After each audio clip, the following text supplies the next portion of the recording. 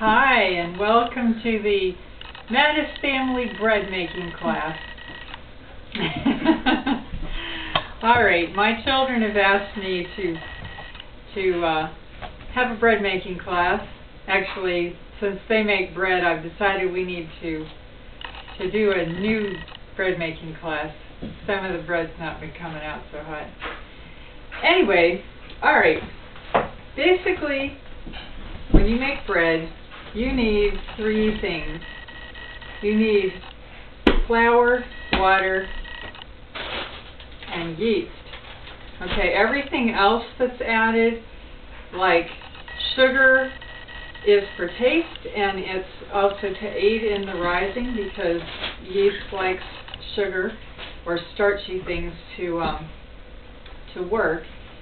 And salt is for taste. It makes the bread taste good. Oil is going to make your bread softer, and it's going to make it last longer on the shelf. And we also add powdered milk to our bread. That adds protein, and I'm not sure, it might aid in the rising too. Okay, well, we have a really simple bread recipe that we like to use a lot. And I like to tape my recipes to the wall because it keeps them from getting lost on the table and it keeps them from getting dirty. Alright, in our recipe we start out with 6 cups of pretty hot, warm water. You don't want it boiling hot because that will kill the yeast. Sorry, Joyce, this is my assistant. My daughter, Joyce, who's 11 years old and just got glasses. Say hi, Joyce. And lost your tonsils. We'll find them for you soon. All right, we're going to start off with 6 cups of really hot water, but not boiling. With our batter mixer. Okay, and then this is, we always make whole wheat. Here, take that in the living room.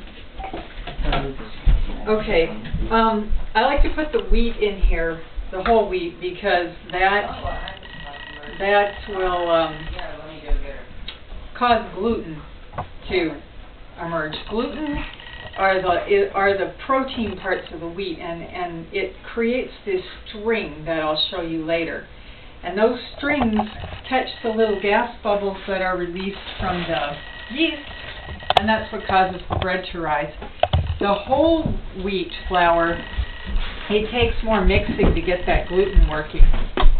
So Joyce is going to measure out whatever we have here. I normally like to put in,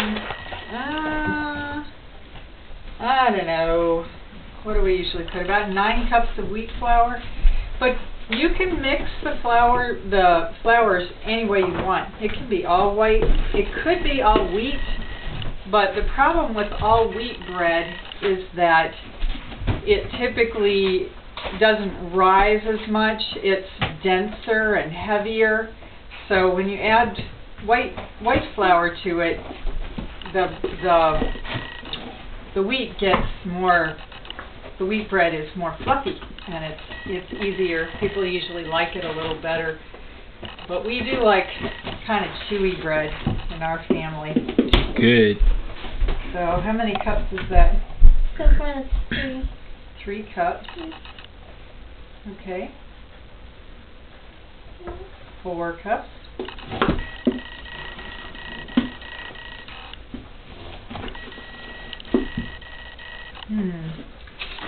I'm going to go ahead and add in the powdered milk and some salt here too. So let's see, we're going to put in, this makes a lot of bread, and this is actually makes 5 loaves in a 9 by 4 inch, or 9 by 5 inch, that's the larger loaf pan. 5 of those, or we use the big Wilton loaf pans. They're very large. Christopher will get one out so you can see that. Okay, so this is 2 tablespoons of salt in this recipe. Now for our family, these 2 loaves of bread might last 2 days. Samuel's making me little prompt cards here. He says bread is good. It is. It's a staple here. 6. Alright. Was it 6 cups?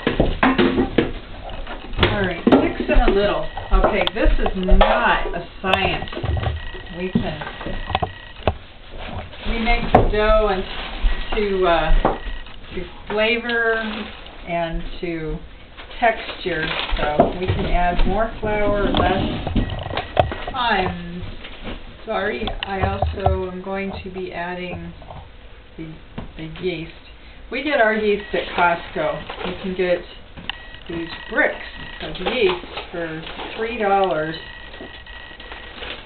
And there's 2 pounds here. Lasts a long time. Okay. I just put in 3 tablespoons of yeast. I probably could have gotten by with 2 there. Okay. Let's see. Looking at my recipe here. I think I'll go ahead and add the sugar too. Okay. So it's 2/3 of a cup. Now sugar can be any kind of sugar. It can be honey, it can be white sugar, it can be brown sugar. Pancake syrup. Yeah, it could even be pancake syrup. It could be jelly. Some people like to use up what's in their jelly jars. Okay, so bread is one of those really forgiving, really, flexible recipes. You really just need the flour and the yeast and the water. But I really don't like bread without salt. I think it tastes not good. So let's see, how much of the oil? About 1/3 of a cup of oil it says here. Okay. This is forgiving too, I mean, I might end up with too much liquid. This is a 1/2 cup measuring cup, so there are 8 tablespoons in 1/2 a cup, and there's about 5 1/3 in 1/3 of a cup. So, a couple tablespoons shy. I'll just pour that in. Okay, now this is a lot for this mixer, so I got to get my dry ingredients wet or they're going to be going all over the table. So I just mix it around a little bit, and it's still pretty wet since we've only put in a little more than 6 cups of wheat flour. I'm going to go ahead and add another 3 cups here. And I don't know if you can see this, but we're getting a snap crackle pop from the yeast. It's really working here. Now, let me mix this in and see if we can still hear it, because it was kind of snapping, and that's because I did put a lot of yeast in, but that'll make it rise faster. That was by mistake, because the recipe does say 3, but this particular yeast you can use a little less. Read the yeast package, because the yeast package will tell you if it's a special kind of yeast where you can use less. And it doesn't say anything. Go ahead and follow the recipe. Okay. Oh, see it? You can hear it. Sounds like Rice Krispies. You can see the little bowl over there. Okay. It doesn't always sound like Rice Krispies. Alright. Now, this is not so much liquid that it's going to spray, and it's not so heavy that it's going to burn the mixer. Okay, this is going to be really loud, so let me just tell you what we're going to do. The recipe says to put it on low for about 30 seconds, and that's just to mix up the wet and the dry ingredients. I really just did that. So I'm going to go ahead and put this on high. It says for about 2 minutes, okay, because that'll work the gluten. So I'll turn it on, but then David's going to turn off that camera, and I suppose our part 1 will be over when you do that, right? Yeah, I guess. Okay. So, yeah, I don't want you to listen to Mixer for 2 whole minutes, so I'll just turn it on and then you can turn it off.